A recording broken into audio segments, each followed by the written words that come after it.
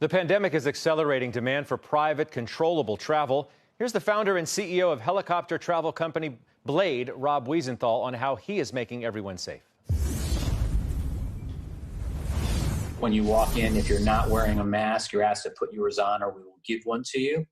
You're immediately given a touchless temperature check. You have to be underneath 100.4. And then you have a handheld oximeter. You put your finger in for less than 5 seconds. We read it. And if it's above 94, you're good to go. The combination of temperature and oxygen levels, coupled with mandatory mask wearing, really was as much of an unbeatable combination as you possibly could institute. Obviously, after the start of the pandemic, when the airlines drastically cut their schedules, we had a lot of fantastic cars and fantastic drivers. We came up with a system where we modified the cars, put in partitions, electrostatically decontaminated the cars with fogging machines, and taught a protocol to drivers that include arriving at a staging area in the morning where they're temperature checked and oxygen checked. It became so popular that we opened it up to the public, so you can go on the Blade app and book what we call an Essential Ground Connect, which is a safe SUV you can actually use for your essential travel anywhere in the tri-state area. One of the things that we learned was don't look at where you are right now or what you're hearing.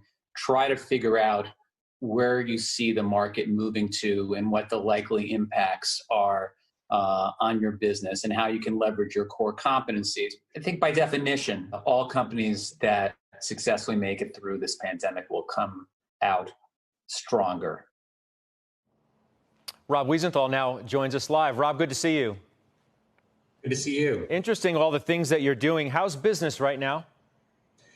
Business is different, but it's going strong. Jet charter is extremely strong. MediMobility, where we move organs on behalf of local hospitals and regional hospitals, going quite strong.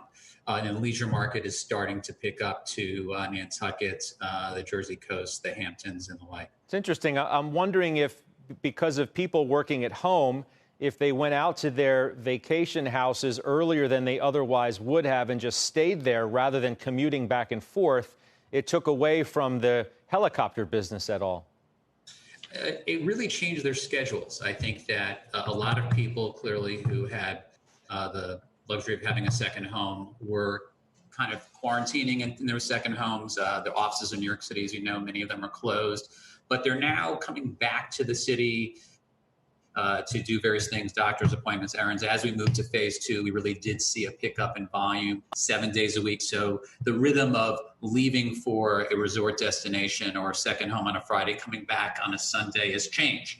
It could be leaving on a Monday, coming back on a Wednesday. And it's also interesting to point out that people, despite the fact that their schedules may be flexible, are still adhering to things like July 4th weekend, where we have a big weekend ahead, Fridays and Sundays. But it really has become a 7-day a week business.